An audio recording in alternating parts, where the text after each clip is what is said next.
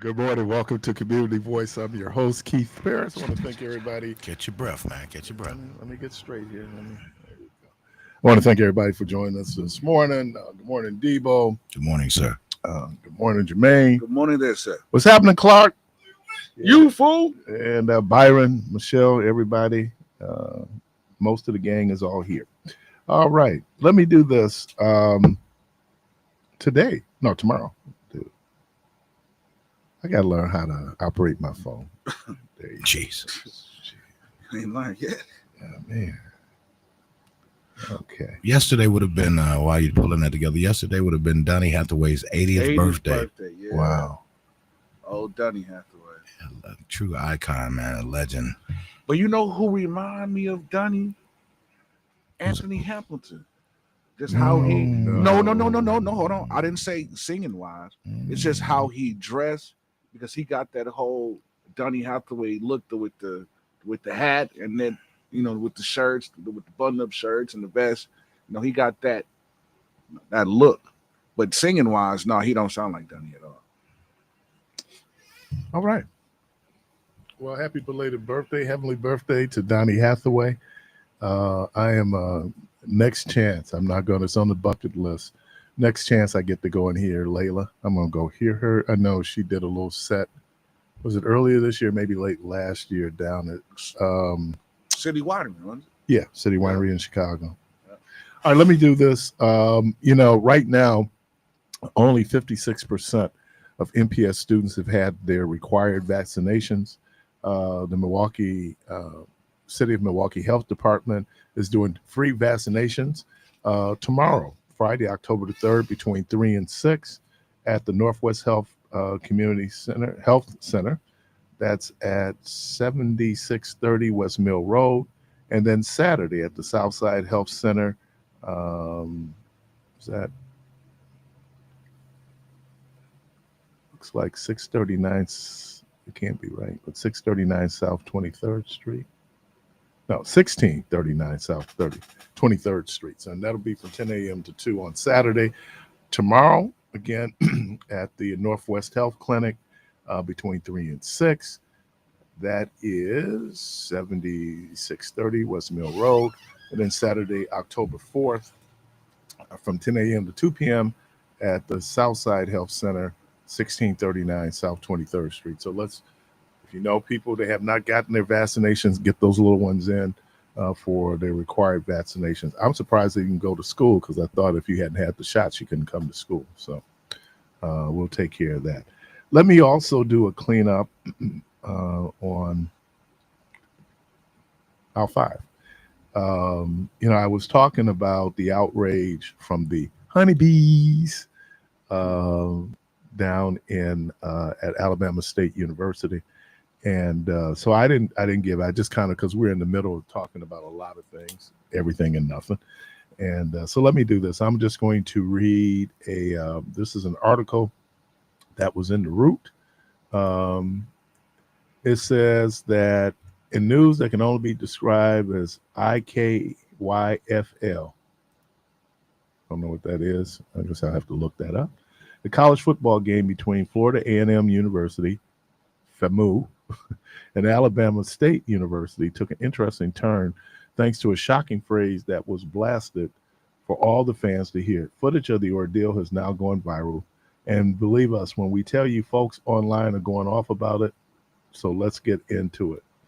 Things all went down during the game between the aforementioned colleges this past weekend. When halftime came around, Alabama State's Honeybees, their popular plus-size dance team, took to the field to perform alongside the mighty Marching Hornets. And while that is in and of itself was not unproblematic, where things took a turn was when, after the Honeybees performed, FAMU's announcer, Joe Bullard, uttered a single sentence that elicited immediate boos and angers from the crowd. And remember, now they're playing at FAMU. Congratulate them. They're now the new face of Ozempic, the announcer said, referring to the popular weight loss drug. The comment was utterly trashed and mean-spirited, given the fact that the team is full of plus-size women. There's no world where openly fat shaming someone and talking about women's body in a derogatory way is okay. So the fact that this announcer thought it was cool to make a comment of that nature is extremely problematic.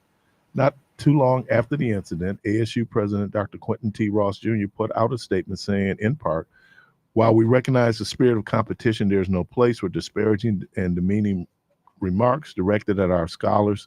To have their artistry disrespected after such a performance is unacceptable. FAMU's president, the controversial Marva Johnson, also issued a statement writing in part that she wanted to reaffirm that such comments are unacceptable and will not be tolerated. For the A&M University is taking immediate steps to ensure accountability within our organization and prevent incidents like this in the future. Perhaps no words were louder than the folks on social media who were quick to express their disappointment in the announcer being so blatantly fat phobic and the way things transpired. Fat phobia being publicly accepted by people is why the announcer felt compelled to make the comment about their weight as a joke. He didn't expect a response. Start calling these people out, wrote someone on X Twitter. I knew one day that the FAMU announcer would get called out. I've been to enough of their games to know that he's come really close to being funny or being a jerk or inappropriateness, said another. One user called for Bullard's firing, writing online. I just seen what the FAMU announcer said that was rude and uncalled for. Hope they fire that ass. And added another user, tired old ass folks feeling that they need to speak down on younger generations, especially these old men. FAMU's announcer had no business speaking on the honeybees like that. Bullard himself has since come out and apologizing, acknowledging that while friendly competition and playful jesting has been part of HBCU culture for years, he realized that the words crossed the line.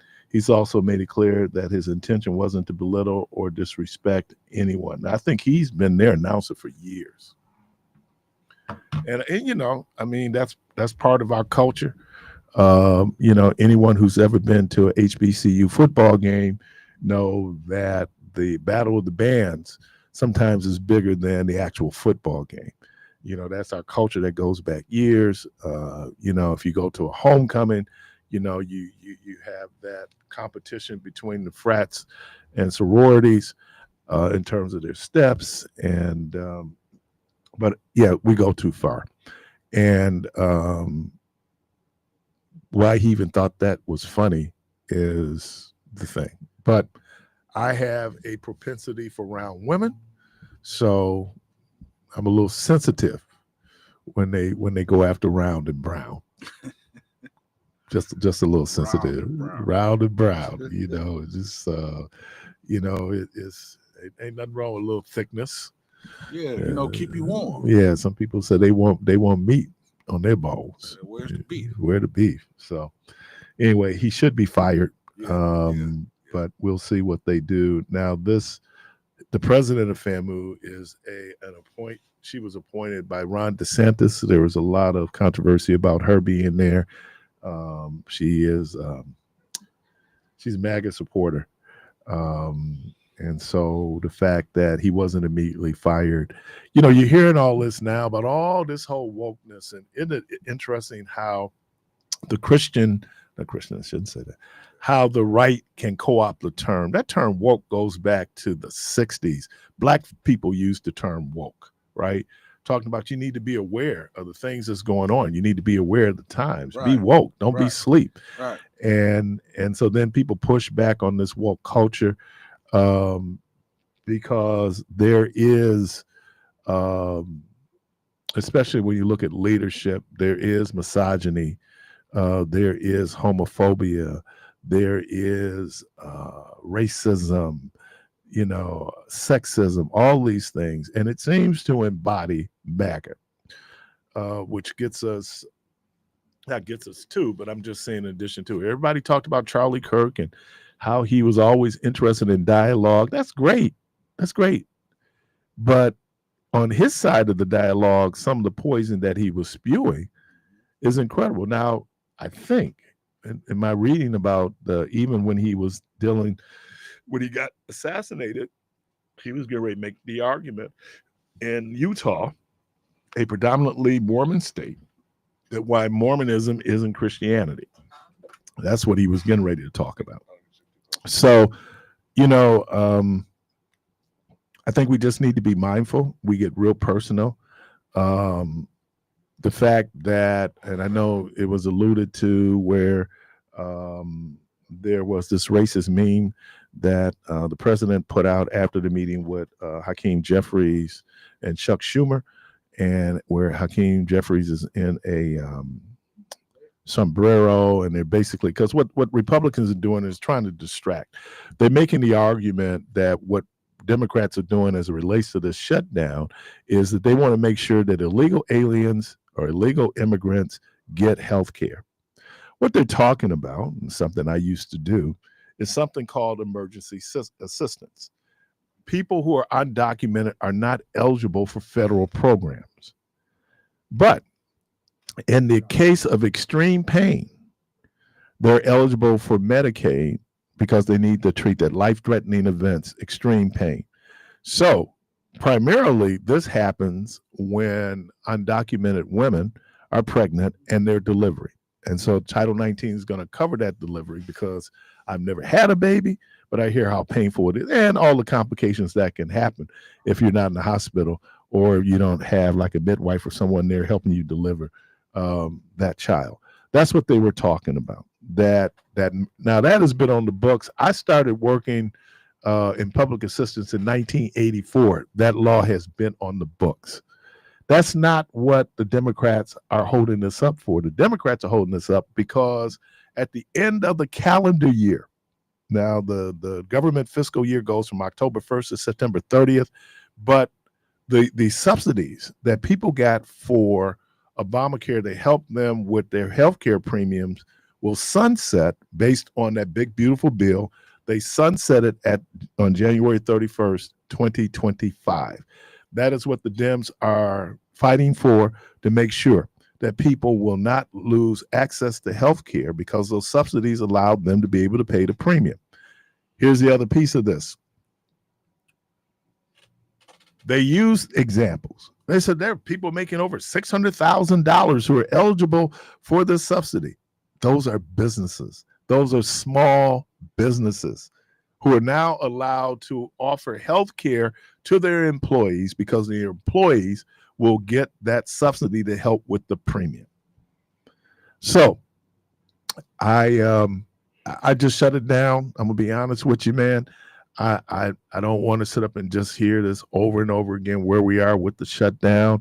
I understand the Senate, they've adjourned until Friday. We're already hearing the threats that the Trump administration is going to go in and do these permanent layoffs, which will in some ways gut certain programs. So it is a game of chicken. Now, I heard someone use this quote. They said, you don't want to play chicken with somebody who don't care if they crash their car. Yeah, who's a crash tester. Yeah, I mean, so, that's kind of where we are. But I did want to do that cleanup and make sure that I did receive a text message yesterday about our discussion that we were having, and funny. I got a caller. Welcome to the program. Good morning. Hey, Keith, how you doing? I'm good. What's happening? I just want to tell you, man, make a little correction since you was doing cleanup. The word woke comes from Leadbelly in the 1930s, and that was in reference to the Scottsboro boys. Right. I don't know and what he did was he said that when you go down south, and it was in the 30s, be woke. You got to be woke. You can look it up, and that's what it's from. It's not from the 60s. It's from the 30s. Was it used in the 60s? Well, it's been used since the 30s. Yeah, but was it used in the 60s? Yes. Okay. But it was created by, you know who Leadbelly is, right? Yep. Yeah, it's created by Leadbelly. Look it up. It'll give you the exact description and everything. But I just wanted to make that correction because I hear a lot of white people say, "Oh, be woke, be woke." They don't know what woke means. Lead Belly was telling black folks to be careful when they go down south because of the Scottsboro boys. Right. And you know the story of the Scottsboro boys, right? Yep. Okay, well, that's it. That was these young men in Alabama who were accused of rape. Yep. And in fact, they had not raped this white woman. It was two white women, right? Two white women. Two. Right. Yep. All right. So you're correct. The origin in the black community term can be traced back to, as he just said, at least the 1930s when blues musician Lead Belly used the phrase "stay woke" in his song "Scottsboro Boys" as a warning for black people to remain aware of racial dangers in the U.S. From the 1960s to the 2000s, the use of the woke to mean socially aware continued within black culture, often referring to a conscious, informed perspective on social and political issues. In 2008, Erykah Badu's song Master Teacher helped repopularize the phrase with the reframe, I stay woke. Then Black Lives Matter movement, the term gained wider mainstream usage in the 2010s, particularly during the 2014 Ferguson protest. Activists used stay woke to call for awareness of police brutality and systemic racism. The modern pejorative meaning, remember I said how the right co-opted by the right. By the late 2010s, the term was appropriated by conservatives and centrists who began using it as an insult. It's now often used to criticize progressive movements and ideologies as insecure, performative, or too extreme. And of course, it has been weaponized in politics. Politicians and commentators on the right have used anti-woke rhetoric as a political strategy to rally their base around culture war issues. For example, Florida Governor Ron DeSantis offers used the word and signed the Stop Woke Act into law, which restricts certain discussions of race in schools. So, Childish Gambino put out a song, Stay Woke. Mm-hmm. That's popular. And he was saying in that song, stay woke, they be creeping. They gonna find you. So he was pretty much saying, keep your eyes open, be aware because they coming from every angle. Just keep your eyes open, be aware and be prepared for what's coming. Yeah, what's on the line? Yeah, they're coming here. Yeah, it's here. Yeah. It's here, and so you you need to be aware. I was and as I alluded to Charlie Kirk, there is right now this generation, particularly between 18 and about 30 right now. And I want to talk particularly among males, where there is a sense of being detached, being disaffected, and I think that group will be receptive to any messages or messaging that says that you really matter, because there's a lot of people out there who don't feel seen, right? They don't feel like they matter. And so this is why Turning Point was so successful in turning out people to vote in the presidential election who normally wouldn't.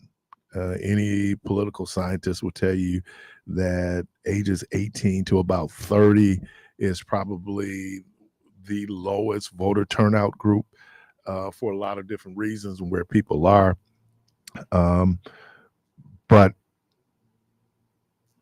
there is messaging. So my question is, who or will the Dems do that same type of organizing strategy around people that could be part of their base? Not just so much young white males, but young black males, in terms of them being able to be seen.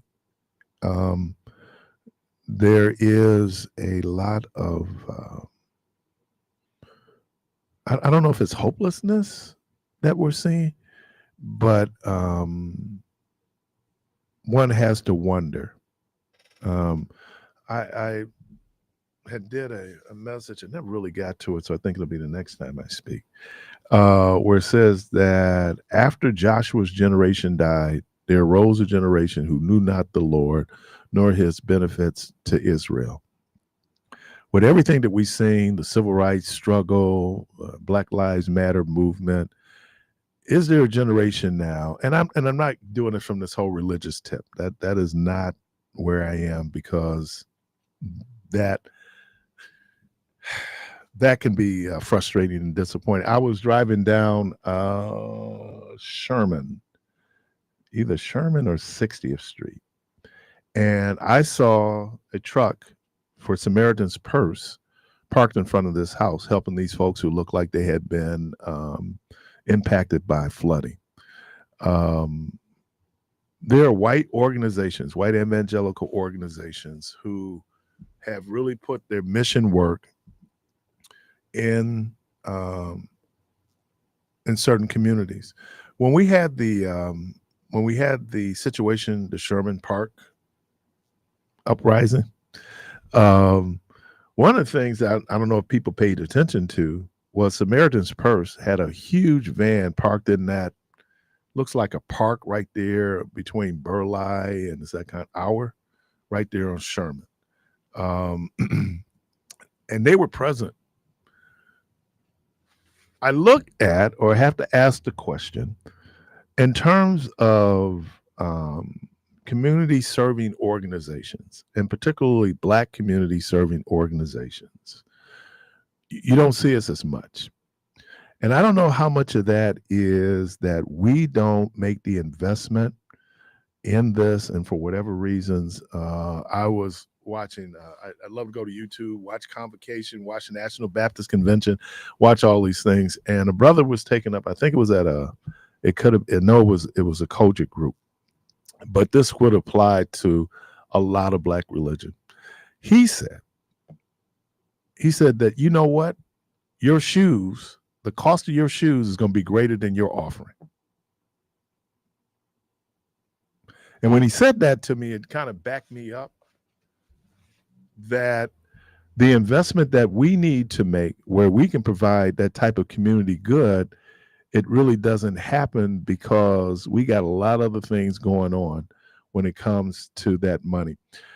Jimmy Swaggart, when he was going through his troubles, one of the reasons why it was so difficult for the Assemblies of God to kind of get rid of him was that every year Jimmy Swaggart Ministries gave $12 million. Now, this is back when he had this back in the 80s, late early 90s, $12 million a year to the Assemblies of God Mission Fund. Okay.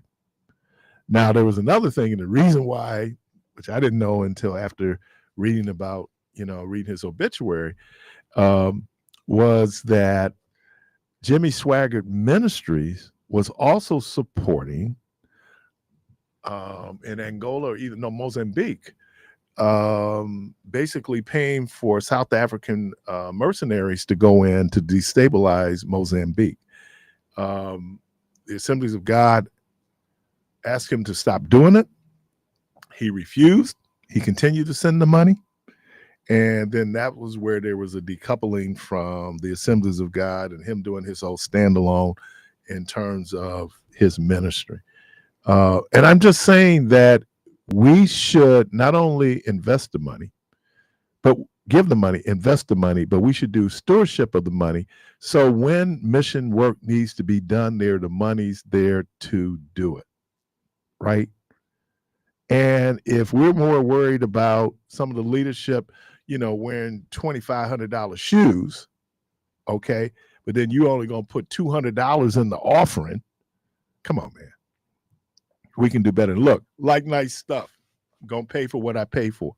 But I also understand that when it comes to support of our institutions, that we have to make the sacrifice. But then those institutions also have the responsibility to make sure that there is stewardship there, that the good that needs to be done. Now, no disrespect to foreign ministries. I think that's great that we do foreign ministry, but it seems to me that we have some local ministry that we might want to look at in terms of providing service for folks, in terms of fighting for justice. That seems that we got a lot of local work that we can do.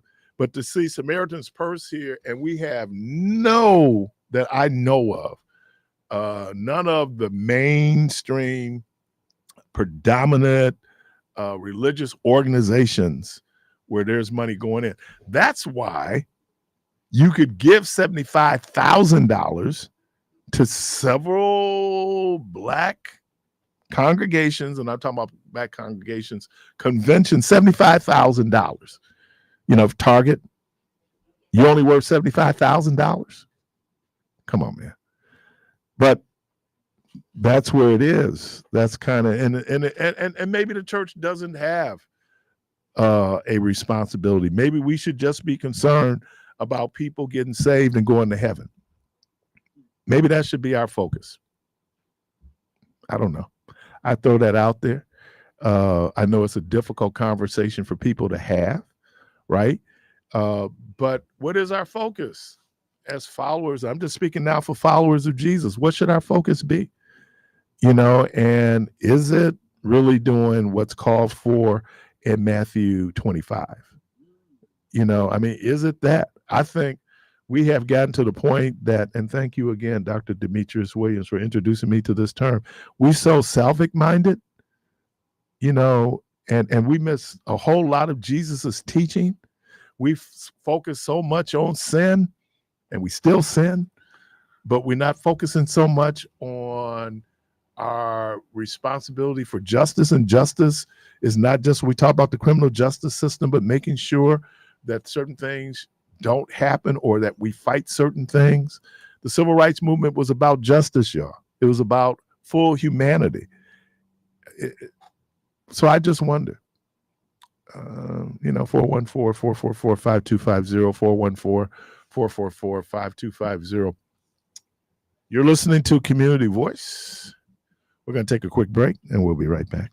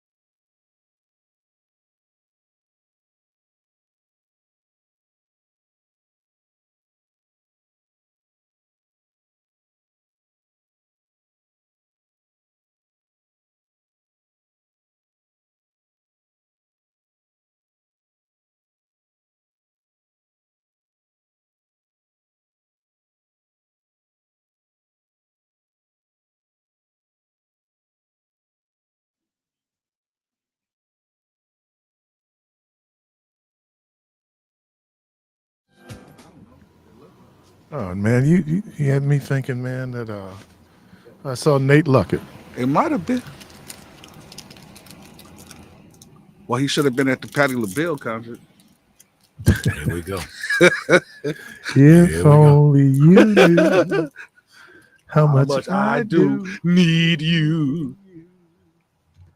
There is the Word Network used to do these concerts, Yeah, and she did a gospel concert. And man, you know, she sang "Change" with a her wonderful change. yeah, Oh. but her she let a musician get up, the keyboardist, Yeah. and he sang, but you could tell he had been with her because he was sounding like her. Oh yeah. But We talking about Tremaine? no, No, Patti it's LaBelle. about Patty. Oh, Wow. All right, 414-444-5250, 414-444-5250. I did, there was some text yesterday when the young lady, they called in and talked about whining and dining and, you know, I don't know how we got on stalking.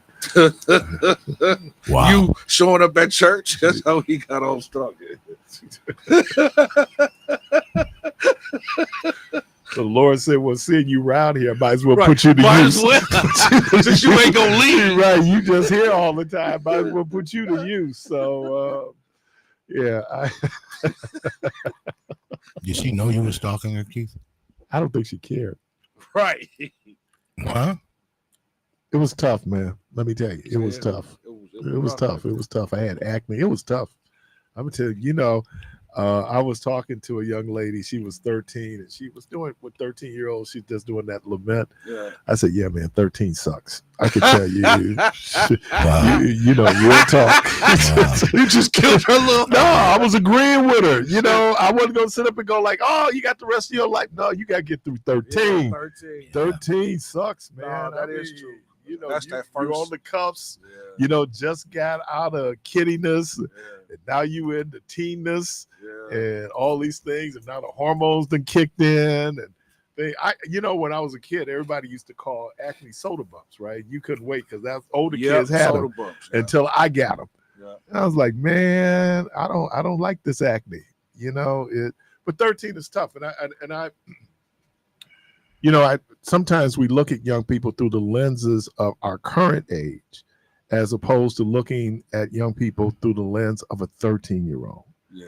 or a 16-year-old. Yeah. You know, I mean, you know, at this point, I'd have made enough mistakes to come across, like, and I survived. And then that's the tough part of it, because we have to go through it. Yeah. We pray that we get through it, but we're gonna make a lot of mistakes, man. We make a lot of errors, and but we do. I think we have to remember that they're 13 years old. It's like they're making noise. But they're 8. Yeah. Supposed to make noise. That's what 8-year-olds do. Yeah. And being able to kind of just give them the space in order to be able to grow, certainly contain them. You know, you don't want them getting out there where now they're just totally out of pocket, where now there's just no control.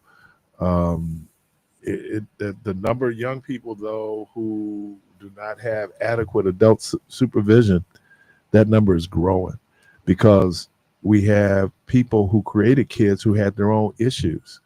You know, that couple that had those 6 kids in a storage bin, they're homeless.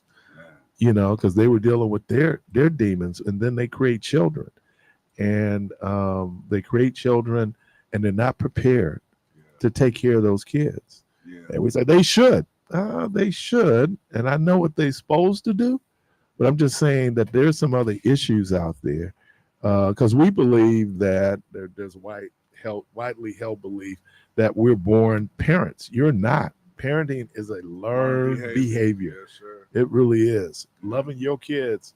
I was talking to my buddy, and we were talking about how I didn't want to be, I had no kids, but I wouldn't want to be in a delivery room. I mean, that's just a little too much for me. Man, I saw both of my kids. Yeah, and I know, and people were like, "Oh man," and how meaningful an experience it Yeah, was, yeah. and oh man, I don't. It's just too much, too See, I much think stuff. for me, man, when my daughter and my son was born, I was in there and I cut the cord for both of them. So I was the first person that they saw. And even with my grandson, I was there for my grandson. So when he was born, I cut the cord. So it's just seeing that and just seeing life. It's just, I mean, it's like you're speechless because you're seeing a living thing coming out, and it's like, wow, like, this is my baby. This is, this is my child. This is my grandson. And so to this day, man, I still hold on to that. And my daughter is 29 and my son's 24. So, and they 5 years, 5 days apart. So I still remember that day very well. Remember the time. Da, da, da. Remember the time. I'm gonna get me a purple tie. Yeah, I think I'm gonna get me a purple tie. Caller, welcome to the program. That looks good with that gray. Yeah. Caller, welcome to the program. Good morning, gentlemen. Good morning. Good morning. This is Kathy. No. I'm glad you mentioned America's Purse. I wasn't going to mention it because there was just other reasons for that. But my sister used them, and several other people have used America's Purse. If I told them about it, they do a good job. All they wanted you to do a donation. You don't have to. But I did donate. I donated $100. But we called them. They came out. Even came out some people you knew too. Keith, I won't mention their names on the radio. But when they spray down, they spray a special chemical, a little bit different than the bleach for the mold and stuff, and to help out. And my sister's whole house fell in. All the bricks in Glendale, everything fell in. It's going to cost over $50,000 to get it fixed and stuff. So they did come out. They did an excellent job. They picked up stuff out of the basement, washers and dryers. We had a lot of stuff down there, and she don't have any power at the house anyway. We ended up pulling all that off right now and stuff. So, but America's Purse does an excellent job. And there's another program out there, but I didn't want to overload anybody that we didn't get our work done first. And the way you find out about a lot of those things, to me, you got to mingle with other people, because people in my office had told us about it, and they had some of their work done. It's a good organization. And there's another one out there too. They help you do cleanup, because some people still got stuff in the basement. We can even find my sister's furnace. Everything's on top of it, so she's got a big company coming in eventually. But like you said, with the churches and stuff, I even called Northcott Neighbor House to see if we can get people to help out people after they're done with their training and work, and we'll be paying them separately on their own. But the reception there really didn't know what was going on and didn't comprehend a damn thing I was saying. But I actually speak with someone and left messages so we can use them and other organizations that have men and people to help some of the older people out. And like you said with the churches, they weren't going around helping anybody out. I found some on the south side that were helping people out in their zip code, because that's the people who donated to their program. But we need to do better. Like you said, reach out to the people. If you got some younger people in the church, you got emails, ask them, can they help out, get a group together. I helped the lady out across the street for my sister, because we couldn't do that with my sister's house because it was just overwhelming. They blocked everything off from their fire department. I went over there and helped out a variety of different people, myself being a middle-aged lady. But the America's Purse does an excellent job, and they'll be here till October 13th. And there's another company that's doing a good job. You can look it up online, and they do a good job. And most of them, like I said, they're 90% or 200% white. And if you look them up, you'll see some of your members from your church who got services done. So I'm just telling people, we need to get together better when we have a storm to help people. And we were paying $25 an hour. Some people were paying by the work, but that's all we could do, is that. So I had to go to the university, and I got some younger people to help us out around the school campuses and stuff. But the America's Purse and there's other organizations. But like you said, with the churches and stuff, you can buy $300 pair of tennis shoes, but you don't have anything left. And I'm not talking about churches who don't have any money. What we need is people to volunteer to work to help each other out. And there's not an organization that does that. I call several different organizations up to see if they can ask their people after they're finished with their mind, giving me a call so we can kind of get this together to help out with everybody, to help the people out. Yeah. You couldn't do that. Yeah. You know what I'm saying, Keith? Yeah, part of church formation is that it is another one that we call mutually benefiting organizations, right? That we get there, we're a Right. family, we take care of everything. Certainly, hopefully, we can take care of our family. I don't know. I'm a Baptist, and so I know that many Baptists have benevolence funds, but now Mm-hmm. because of some other issues, they're everything goes into a general fund. Depending on your church, where you So earmark. that's St. Matthew's where you used to go at. I know people over there personally. I gave them the number to help out because some of these people are getting a little older. They can't do the work. And the one that they didn't have the money, we were paying people. I paid out of my own pocket to help out with some people and stuff and went across the street to help people out. Right. And I'm not a spring chicken, but I needed some more physical people to help out. We had the suits, the footwear, to put everything on. I called Running Rebels. I called a lot of places to see if we can get some people to help us. And it was not just helping me; it was helping other people and neighbors out. It was impossible to do. I'm not lying. It was impossible to do. No, To find somebody. that's why. And Matthew's 25, like you said, we don't help people out. We go there to look good. We go to the church to look good and all it is. And then a friend of mine had a problem. This was a long time ago. They checked the list to see how she'd been tying. I'm going to tell you how she's been tying. Whether she tied or not, she's going to heaven before anybody in that church and preachers in that church. I found it very profound and wrong. I'm not a member of any church, and I don't want to ever be one. I'll visit, but I'm never going to be a member of anybody's. I found it ridiculous during the flood. You couldn't find nobody. I even called some churches and asked them, we'll pay some of your members. We need some younger men to help out. This 17-year-old girl said, I'll help you out, miss. So we got the lady across the street from my sister's house who was in her 80s. Her son had got hit by a car. My understanding, Kathy, is that Mount Sinai they've gone back in the sanctuary. Mm-hmm. That they got hit real hard just based on their location. But I think I would have helped them out. If somebody would have called me, if I couldn't physically do the work, I would have paid to help them pay somebody. Yeah. Like I said, I grabbed some white boys on my side of town at the university, $25 an hour. If they did at least 3 hours of work with my direction, I gave them 100, fed them and everything. Right. Some people pay by the load. I know somebody paid somebody $500. Guess what? I went back over there in 3 hours and did a better job than what they did, and they still had stuff in that person's house. I'm talking, we helped out a lot of elderly people. Yeah. All right. Appreciate you. And wow. I know we being the National Baptist Convention have, there's new leadership. And I have to stop being with these. I have to stop having these high expectations or maybe unrealistic expectations. We put such a premium on preaching, right? It's preaching. And then we wonder why we get the criticism, we be in the church, that we get. Because when people are in need, they'll go to the church.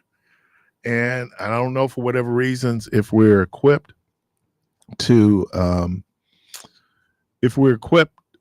sometimes handle these needs. But when he said, he being that bishop who was raising money, that your shoes are more than what you're going to put in this offering, it just hit me. I was like, yeah, but that's real talk. I ain't calling nothing out. I was watching a particular meeting, and I know shoes, right? And they kind of showed old boy's shoes, and I'm going, oh, that's about $4,000 right there. I mean, that I know good shoes. I mean, I know if I'm ever in a position, but see, that's the point. And maybe that's why she has not put me in that position. She being God has not put me in that position. There you go, man. That's why you ain't in the position. That's exactly why. I'm doing the wrong reference. Yeah, you doing the wrong reference. And every time you get pushed down the list further. Right when you get to the front of the line. That's why I couldn't come in here and pray against that psychic. Soon as you start praying, they'd have been like, man, stop it, man. And people be rolling, they go, and then you go, they go, oh, see? There you go. There he go. Soon as you said it, There you go. That Johnny Gill moment. There you go. You know, I knew it. The news coming. and I know I hear I get it. I get it through back channels that some of my preached brothers will have a real visceral response to when I refer to the deity as she. Oh Lord, it just but good, makes you think, and so if I'm being provocative, it makes you think, and depends on how you look at things. When we so, and I'm using this term very guardedly, we so spiritualize things that we might miss the actual message of the thing. One of the scriptures that is fascinating, that our Sunday school lesson this week will talk about this, because I think it's in that at some point in Jeremiah's lament, he says God's response to him is that I knew you when you were in the womb. Right? I mean, that was that a whole predetermination that you were going to be a prophet. People have used that as a justification or their biblical opposition to abortion. Right? Really? Yeah. And the problem that you might have is when you're trying to apply ancient texts to modern situations where those ancient texts never dealt with that situation. That can be problematic. And for us, as descendants of enslaved Africans, for us being the most religious group of people in America, there is a very thought-provoking documentary called Contradiction. And the first time I watched it, I didn't realize the people who had did it were Black atheists and Black agnostics. But they asked some very challenging questions about the role of religion. What should the role of religion be in the lives of Black folks? And, it was jarring. It was in some ways very disconcerting, because of just how we've been taught to view religion, and then how we have been taught to view God. Caller, welcome to the program. Good morning. Good morning. What's happening? Good morning, Mr. Parris. Good morning. Assalamu alaikum to you, brothers. Peace to you. Yes, sir. Listening somewhat. I wanted to add to your conversation because you were talking about God, deity, things like that. I wanted to add to your conversation that the world that we operate, function from a position of dysfunction, move in, live in, inhabit, or whatever, just exist in, is built and based upon a wisdom of 33 degrees. 33 degrees of wisdom, understanding, and knowledge. One book of high science, mathematics. And the 3 plus the 3 makes 6. The Bible says, count the number of the beast.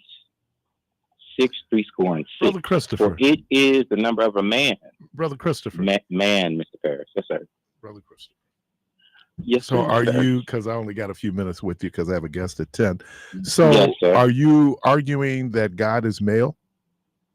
To contest your disposition about God, Allah, being feminine or a woman. No, but the question I'm asking you is, so then in your mind, God is male?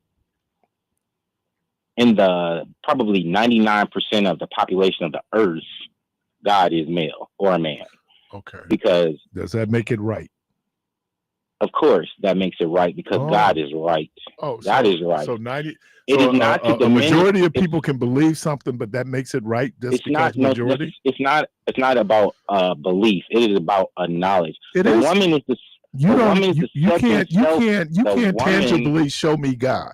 So it is based on your belief.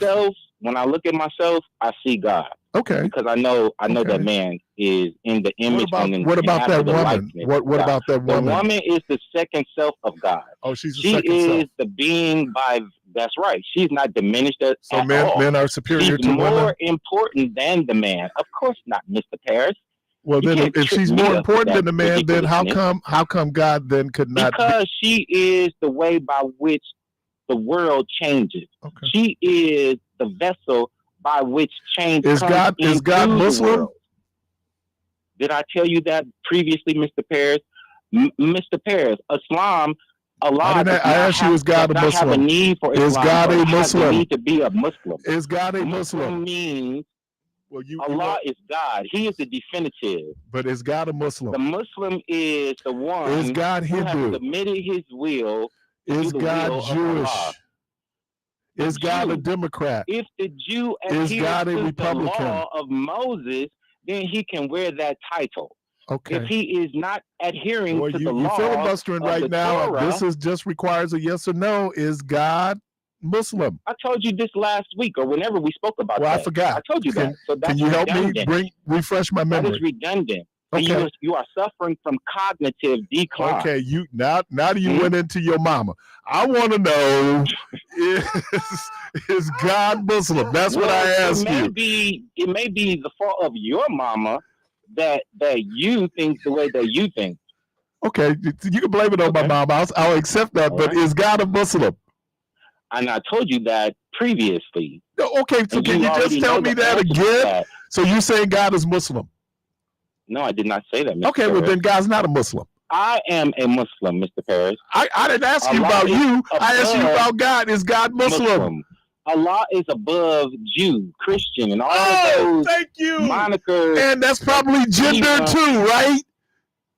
Allah gender is a man, and the woman was created so that the man would have a helpmeet. Mr. Paris? Okay, but she has a supreme position. Yeah, I'm gonna have to kind of agree with Christopher. Okay, I know y'all would. Wait. Only because when if you're looking at God as being a she,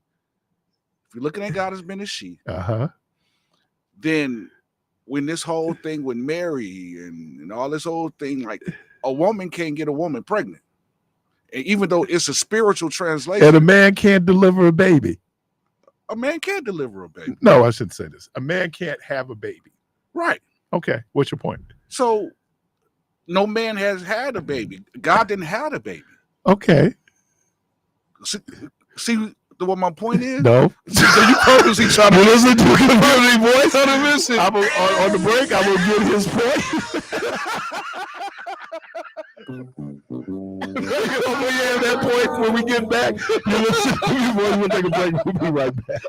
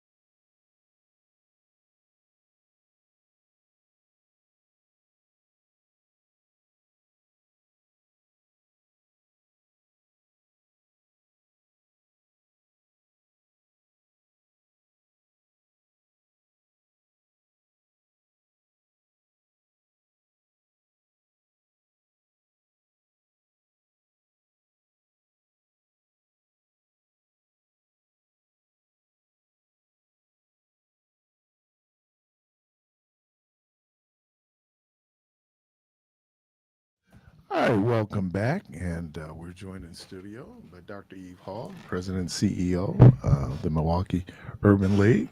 Good morning. Good morning, sir. It must be that time of year. Can you tell? I can tell. It's in the air. This And you already talked about your own personal observation, right? yeah, we had to get suited and booted. Exactly. But again, this is now how many years? I know the organization here is 106 years old. It is. We were founded in 1919. Okay, Mhm. but wow.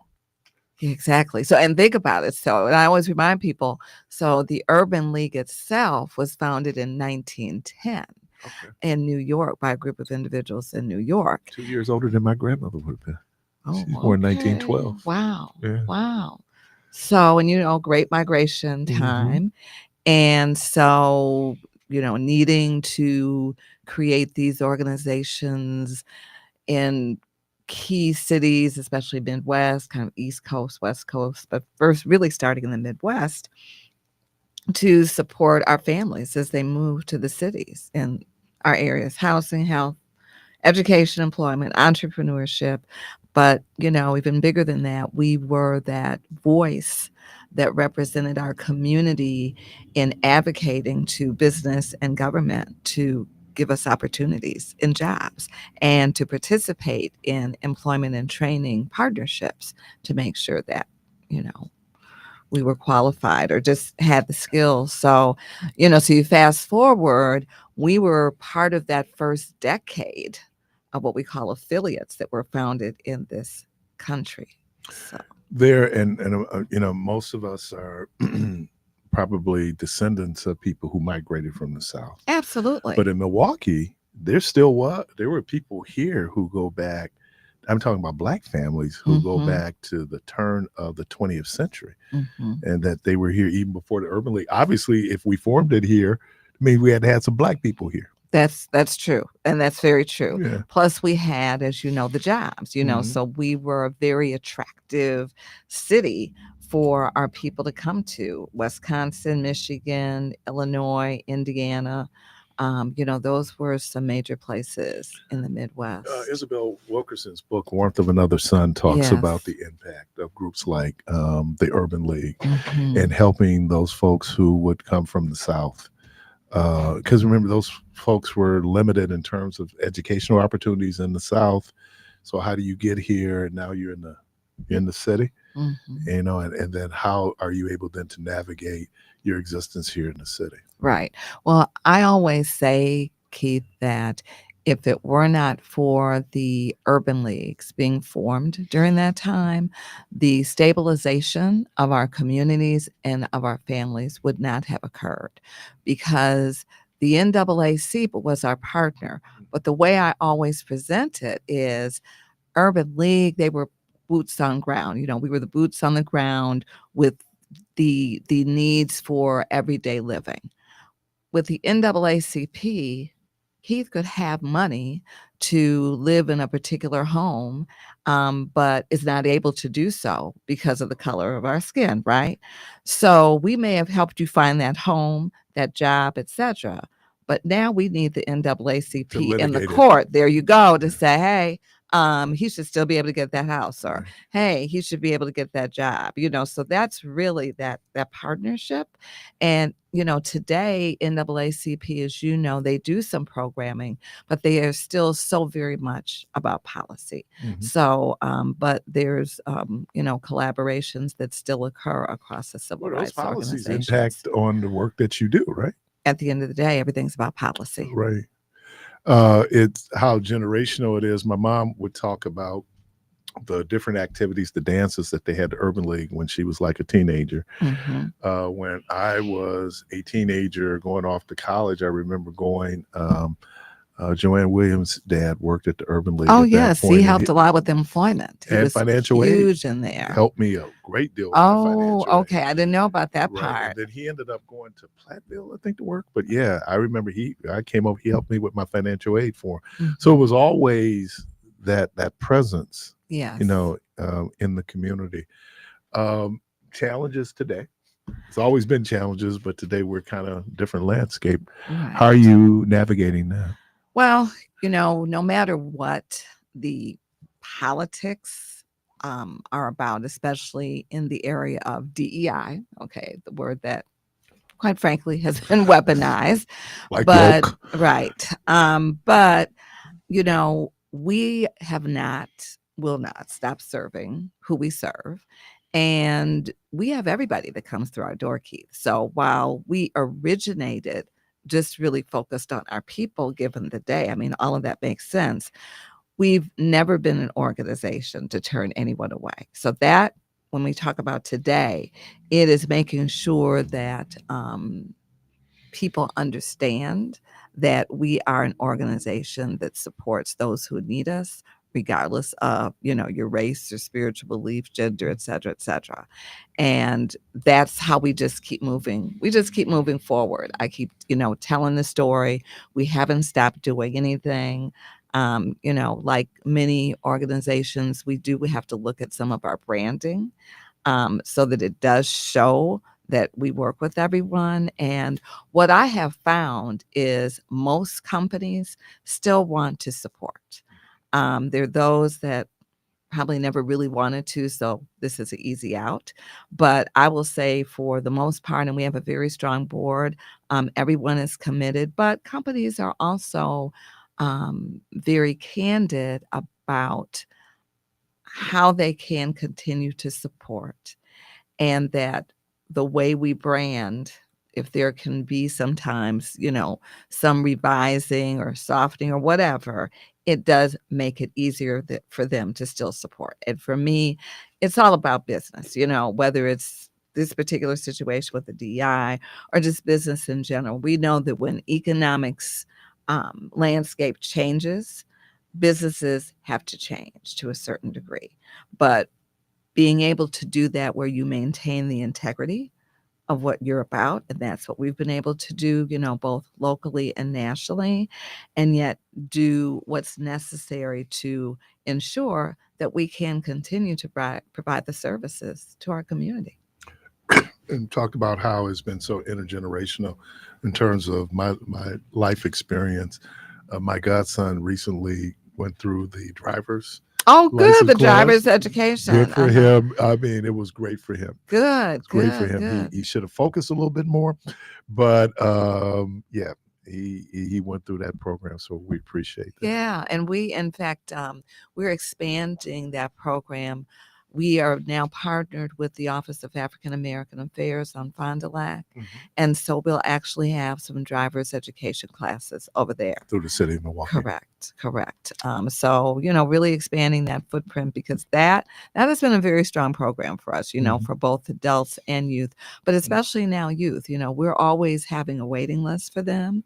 And we know the costs, given the fact that, the school system is very limited in the number of students that they serve. But one of the other areas, though, that I'm excited about is our focus on closing the digital gap. And we just became the 25th AT&T Learning Connected Center, which is really about having cutting edge desktop computers, but bigger than that, access to experts from AT&T who come in and conduct classes in some of the major areas that focus on work readiness. We're looking at AI, just everything from helping just a basic user to someone who's trying to do upskilling. And we were already providing Microsoft certification. So we provide the certification for Word, Excel, and PowerPoint, some basic computer skill classes as well. But now this partnership with AT&T has really opened up opportunities for us. So we're working on how that whole curriculum will look. In addition to what we're already doing around the Microsoft certification. So we're one of 25 around the country, the only one here in Wisconsin. Are you still partnering with the schools? We are. So we're working with Oliver Wendell Holmes. We are with Bradley Tech. There when you did the launch for that. Oh, that's right. You Yeah, sure were. That's yeah, been yeah, that's yeah. been a Well, because minute. I went to school there 1 year. Okay, well, that's all right. And George Washington Carver, which, Okay. I have to personally say that was, my mother's school, What and the was Carver? library is named after my mother. Carver Used is. to be Palmer on First and Brown. I didn't realize they changed. Oh, yeah, they changed that name quite some time ago. That's right. And your mom, that library, that is correct. Yeah, because she was a reading teacher there forever. And, she transitioned in January of this year. What was that like when your mother's a librarian? I bet you did a lot of reading, huh? Oh, absolutely. Yes. So she was actually a reading teacher, Keith. And yes, the Milwaukee Public Library was my best friend. I mean, I remember like having piles of books, and it almost became, I was very intrigued because I might have 3, 4, 5 books, and then it would be like, okay, can I get through all these books in a week? So it became a little bit of a competition for myself while also enjoying reading. Yeah, I learned Dewey Decimal. Yeah. Going to the library. I know people, only those of a certain age. But no, Dewey No, Decimal, right, to right. go into the library. Yeah. But when I was in college, the college I went to, you could check out as many books as you want per quarter. And I would always go and get 5 to 7 books. And that was before book bags were real popular. So if people see me struggle to get across campus, and it would be about anything and everything. Major in political science. I might do a little political science. Certainly love biographies. I to this day, I love biographies. I've always so loved much about biographies. learning about people. I always want to know if I can learn a little bit about your background. I might have a better sense of why you think the way you think. I think that a lot of times we just go like, oh, Keith is tripping. No, there were some things that went in to Keith, and a little bit about his background. November 1st, what we got going on? Yeah, so it's our annual major fundraiser, Black and White Ball. It has been around really since the late 80s, and it was created for bringing blacks and whites together. A lot of people don't realize that, but it was intentional because so we thought it was just what we right, wore. just the color, just the color of our outfits, right? But it was deeper than that. It was intentional around creating stronger dialogue across, white and blacks in this city, and providing a venue where people could get to know each other in a fun way, in a casual way, and then providing moments during the ball, though, to have a serious conversation about the importance of collaboration and coordination, and that if we work together, it is mutually beneficial and needed. So over these years, we've had the ball, but it is major in terms of supporting us funding wise, because proceeds from the Black and White Ball go towards supporting our programs and services. So, we really need people to want to contribute. So you may be a guest at, someone's table, but we still need individuals to also give, because at the end of the day, this is about really supporting our community. And people have fun, but I always have to remind, this is like a party with a purpose. This is about raising, as much funding as we can so that we can continue and expand what we do. Yeah, in my opening segment, I was talking about how community serving institutions, how we need to financially support them. Where is the NAACP? Where is the Urban League? Well, if you don't see them, doesn't mean they're not doing the work. But in order for the work to be done, it needs to be financially supported. Correct. And we missed that little piece of it. And now I'm feeling all guilty because, I'll have to work that out internally. And it's all right. No, what I'm saying is, how much will I spend on that outfit to come? Right. As opposed to, do I then do a check that's commensurate to what I invested in my outfit? That's my struggle right now. So. Right. And it's interesting when you say that, Keith. So years ago, a group of us got together and started the African American Women's Project Fund. You may or may not recall that, but includes people like Daryl Davis Harrison. She's gone now. She was Fulmer, so married to Jerry Fulmer. We came together with a group of women: Martha Love, Cecilia Gore, Thelma Sias, a number of women, and we started this fund by a base of $30,000 where each of us as women, there were 30 of us, we were charged with raising $1,000, either $1,000 from us personally, 20 people, at 50, whatever it was. And we did this so that we could create a foundation or a fund in which we could help fund organizations that we knew were really needed and valued, instead of always waiting for others to determine the value of some of the work that we do in this community. But part of that conversation was, as women, we find the nail shop, we find, all the places for us to get our dresses, our hair done, whatever. Your black and white ball is coming up, we will spend the money.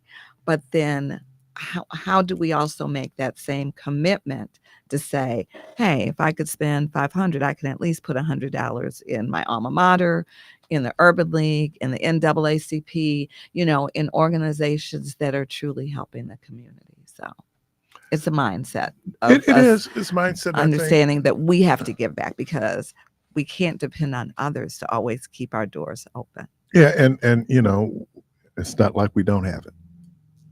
When went to Catholic school, and so some of the takes on biblical stories, but the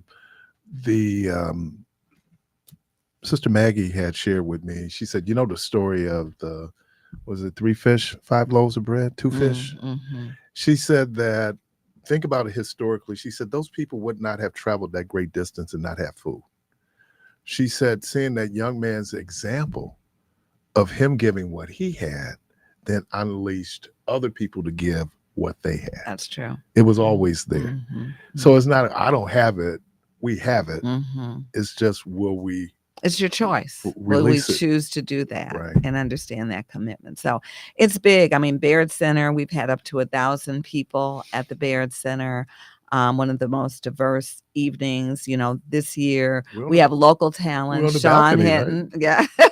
So Sean Hinton, a guitarist who, as outstanding. Exactly. And he's known nationally. And I think he's been with Mary J. Blige and others. So we're excited. He was her musical director, right? Jermaine, he was Sean was Mary J. Blige's musical director, right? Yep. Well, we are excited, to have local this year, and then our co-chairs, the former CEO of Molson Coors, formerly Miller, is our chair, along with Kevin Newell, who you may know as the president and founder of Royal Capital.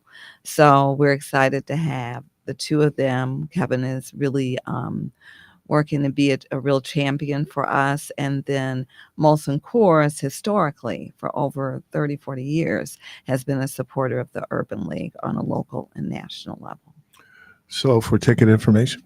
So www.tmul.org. If you go to the website, you can also call 414-374-5850.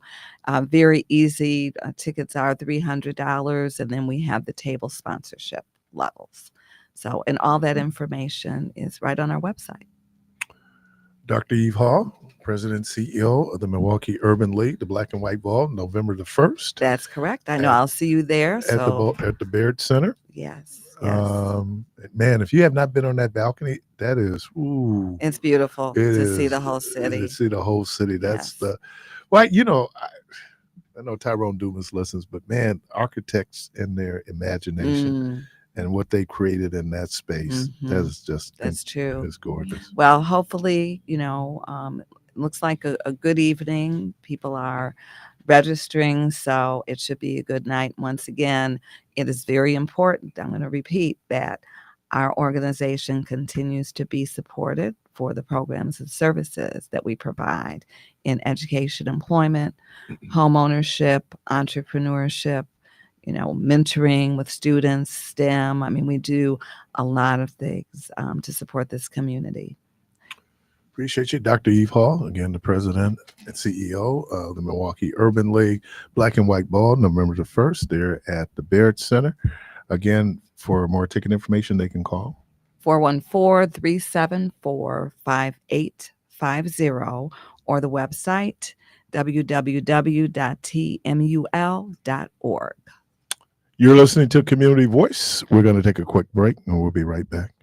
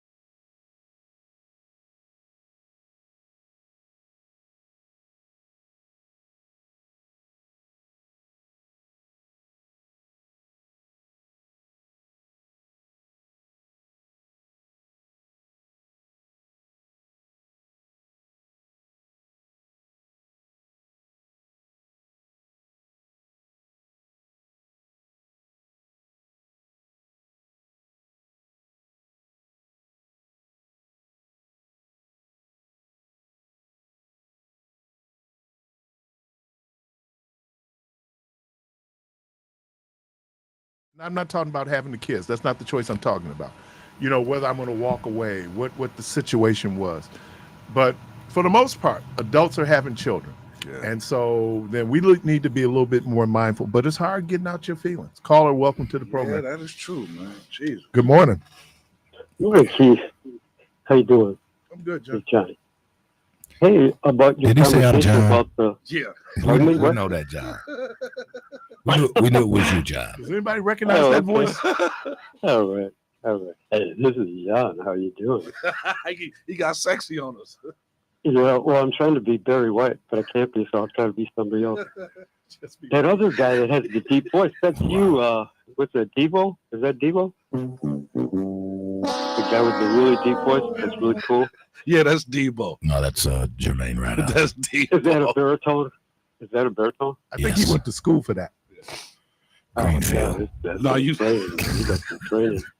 Anyways, I don't want to get you in trouble, Keith, but the Jewish God is not sexual. It's I checked thoroughly. Orthodox, it just keeps saying deeper and deeper. Even the anti-Zionist two guys, those notorious cartel that once it all attacked the Israeli soldiers, even all of them, none of them have a male God. It's just a grammatical thing because there's gender in Hebrew. So it's completely without any image. It's really strict, monotheistic to the max. No images. There's no gender. And even the ones who don't have a Talmud.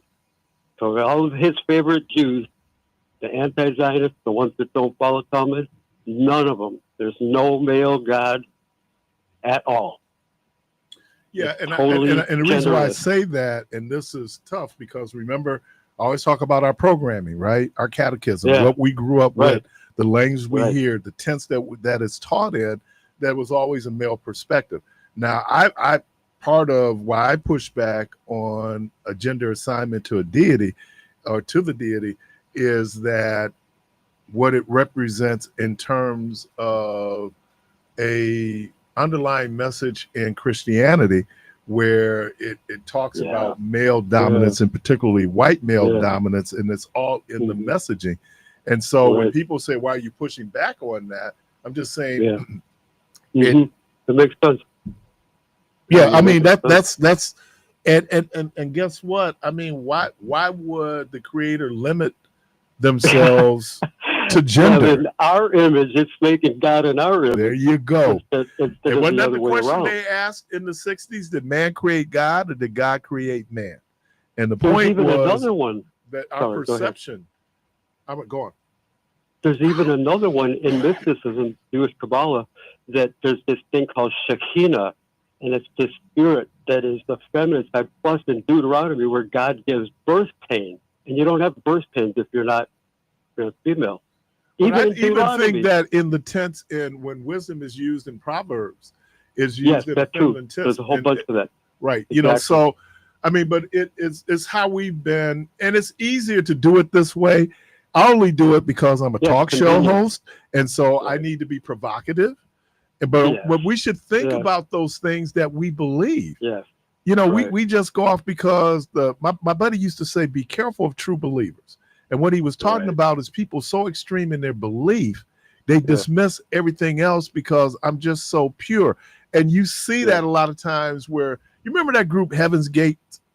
Anybody remember I just Heaven's don't Gate? remember much about them. But Okay, Heaven's Gate was that they had, I think it was the guy's name was Doe, because he was a music teacher and his partner was it's a movie, right? no, well, it became a movie, but it was actually real life Okay. in San Diego. Okay. And so he brought all these people together, and there's a spaceship coming to get people, and they're gonna go, and so they all end up committing mass suicide. Like Jim Jones, kind of. Yeah, or the guy who just predicted and was wrong The again rapture. about the rapture. They was all out in the forest. People that sold their Yeah, houses. they sold their houses. I their mean, car. because your belief can be so strong that you dismiss reality, right? And Right. then it can have some very negative consequences. Our beliefs helps us, and I've been using this word a lot today, but it helps us navigate this world, right? We need to have basic values. There's a certain amount. We need to There's have a certain set of amount beyond morals. what you know, right? There's Right. a certain amount beyond what you actually know. But the you have things to that we can do in know. the name of religion, Yeah. And the atrocities performed in the name of religion or in the name of God. Right. I mean, you know, I mean, so when and God is so much, and here, this is really going to freak some people out. God is so much bigger than this earth. Yes. You know, for us, That's the whole point. this is Isn't that the our, whole this point? is it. This is our existence. Isn't that the whole point? That it's beyond anything we can imagine? Isn't that the Yeah, I fundamental think issue? that's why there's hard words. It's very difficult to find words to really describe Yes. the creator, Right. because when Right. you think about just the vastness, and I use this word a lot, the vastness of existence. I think a guy like Einstein was not an atheist. Well, Isn't that something? you know, I think that a lot of people will go after atheists because they don't believe in God. But then I would ask the question, for those of you who believe in God, are you practicing those things that the God that you've been taught to believe in has said that this is what you should do? So to say That's that a what person, Jesus said, isn't it? yep, you That's know, pretty much and I what always Jesus say that said. you should bring, there should always be a healthy skepticism that you might bring to the things that you've been taught, especially around belief, because it is not really based on my rationality. It's based on my emotions, and emotions are fluid. Yeah, I mean, to put it mildly. Put it mildly, right? I mean, because I'm feeling this way today, and then tomorrow I'm feeling very differently, where knowledge is pretty consistent. Yes, and there's one more thing. Just to be fair, in the Quran, it's all about action. It's all about action. It's not about ritual. I would argue not about even ritual. in the Bible, it really absolutely. is. You know, It's it all is about it. what we do. There's a whole field in Buddhism called karma action. You know, dharma and karma. Right, and for like Christianity, then we say that which a man sows, that he will reap. That's what karma says. Karma says that you create things. There's that thing about the generations. Yeah, I was used to wondering, that's kind of cruel. And I thought, well, you are damning excuse my language, you are blessing or cursing your own kids when you do something wrong. Real talk. I mean, indirectly or directly. And we're so immediate thinking, right? It's always in the now. You know, so when people are saying that, you know, the impact of climate change is gradual yet substantial. And then one day you look up and you go, oh, snap, where all this come from? Well, all the signs were there. And for whatever reasons, we purposely chose to ignore them, or those signs were not in our immediate best interest, because cash rules everything around me, right? You know, if it's got to be more. And then the other piece is, I think we need to be more universal in understanding that we are connected. If COVID didn't show anything else, it showed the connectivity of this entire planet. Yes. Right? We're talking about a virus. And so it's easy to kind of think that it's my world, you know, and I'm the only person on this planet, but I'm not. I'm not the only person in this existence. So, all right, John. Island. Thank you. Have fun. All right, man. And let me just, for the people who go, you know, because I'm a hater, and this sister came up to me at church. She said, I'm a hater. I said, I love you. You know, because a lot of us won't even acknowledge that we haters. But for all the haters out there who are thinking that I'm condemning my family, I am not. What I'm saying is that reality is just our reality. I have not put a value, to put a judgment on it. I'm just saying it is what it is. So when we're reading obituaries and we see a multitude of last names, okay, that's just our existence, man. Ain't no major. You know, it ain't how you got here. It's what happens once you get here. You know, and so I'm here. Okay, you can say what you want to say. I's here. Let me thank Dr. Eve Hall, the Milwaukee Urban League. Debo, thank you. Jermaine, thank you. Yes, callers, thank you. Clark Kent. There you go. There you go. There you go. Hey, y'all, the good Lord willing, creek don't rise. Hope to talk to everybody tomorrow. And as always, go from this place in peace.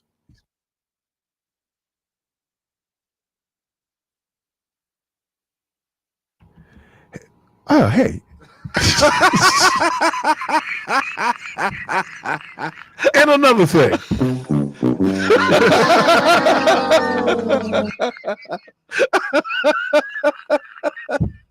Classic. We told the story about when I first went to 3 hours, and I wasn't used to it. So, man, I'm up, man, and it's 11 o'clock. It's Friday. It's 11 o'clock, and I sign off. And I think Rick out. He was the engineer. He was the producer.